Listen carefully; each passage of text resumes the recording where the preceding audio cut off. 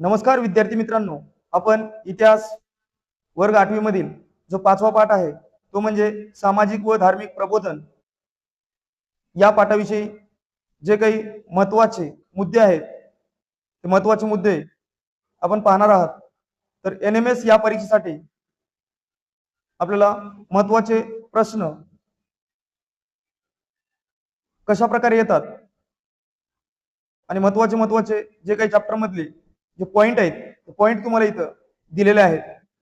तर आपण बघूया।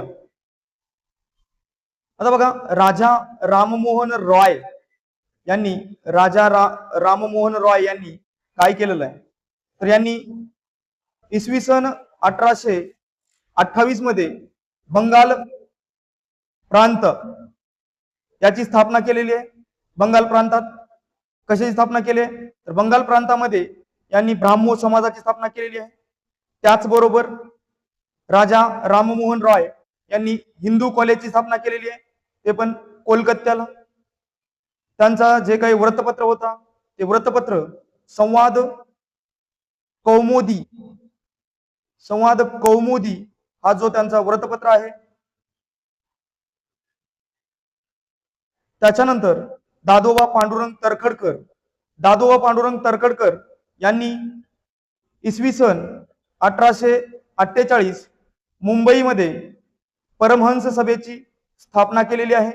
त्याच्यानंतर दादोबा पांडुरंग तरखडकर यांचे भाऊ जे होते त्यांचं नाव आहे डॉक्टर आत्माराव पांडुरंग तरखडकर यांनी प्रार्थना समाजाचे पहिले अध्यक्ष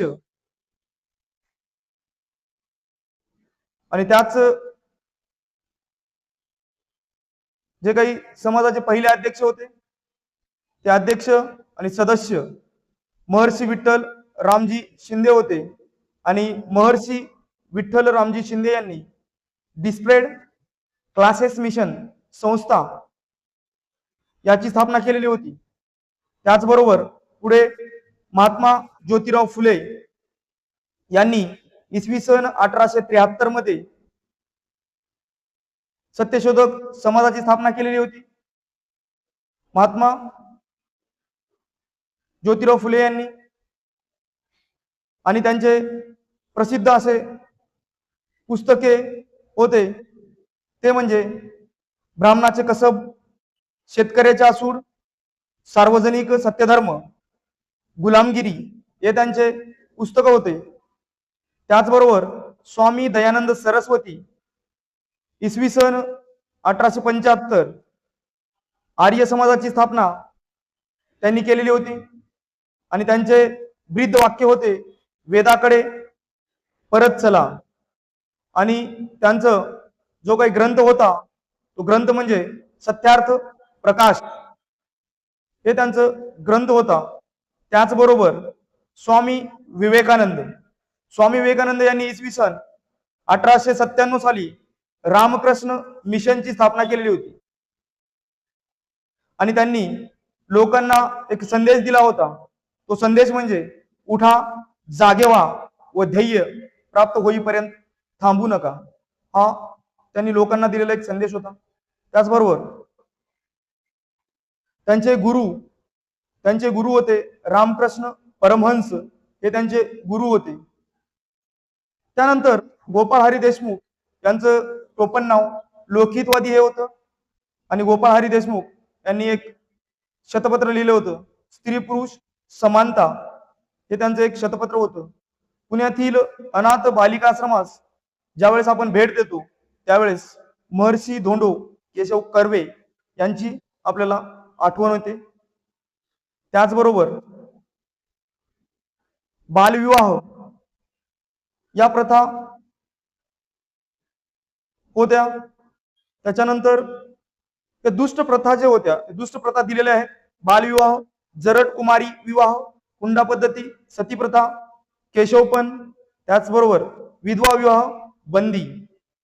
मग याच्यासाठी या काही प्रथा काय केलं होतं, जे काही लॉर्ड बेटिंग हे गव्हर्नर जनरल होते, गव्हर्नर जनरलनं याच्यावर काय केलेलं होतं, या कायदा या ज्या प्रथा होत्या या प्रथा बंद करण्यात आलेल्या होत्या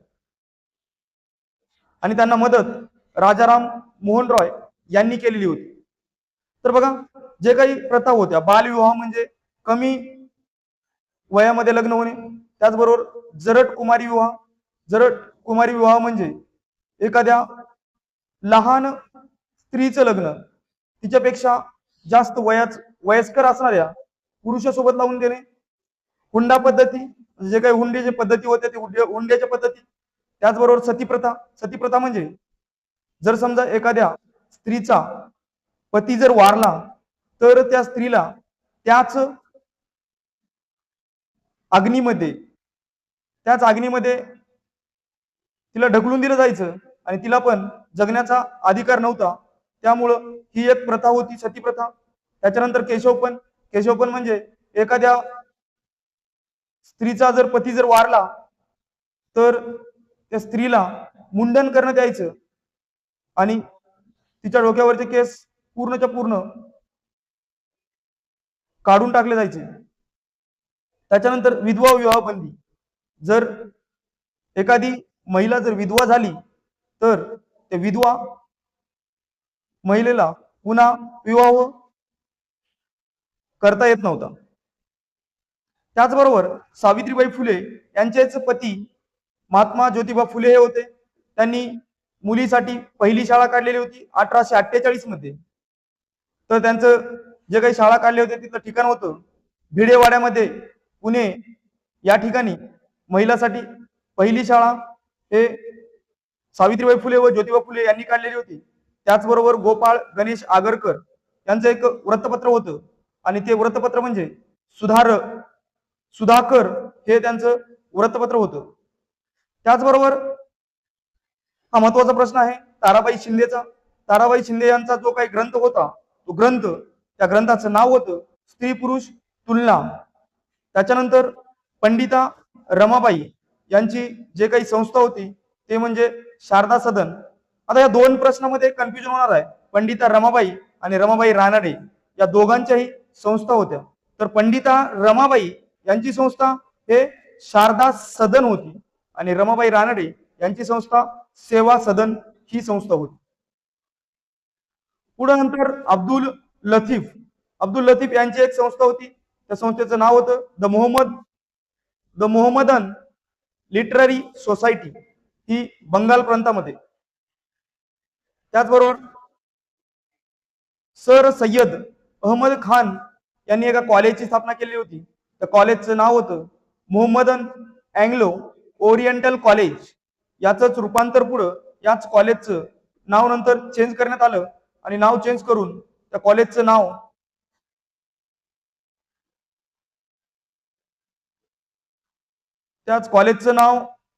काय ठेवण्यात आलं, तर त्या कॉलेजचं नाव ठेवण्यात आलं डबल. जे काही दुसरं नाव होतं ते म्हणजे अलीगढ मुस्लिम विद्यापीठ, त्या कॉलेजचं नाव ठेवण्यात आलं.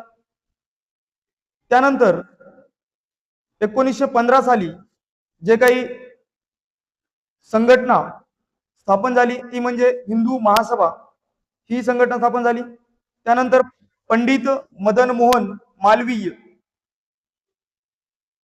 यांनी बनारस हिंदू विद्यापीठाची स्थापना केली आहे. त्याचबरोबर 1925 साली डॉक्टर केशव बळीराम हेडगेवार यांनी नागपूर येथील राष्ट्रीय स्वयंसेवक समाजाची स्थापना केलेली आहे.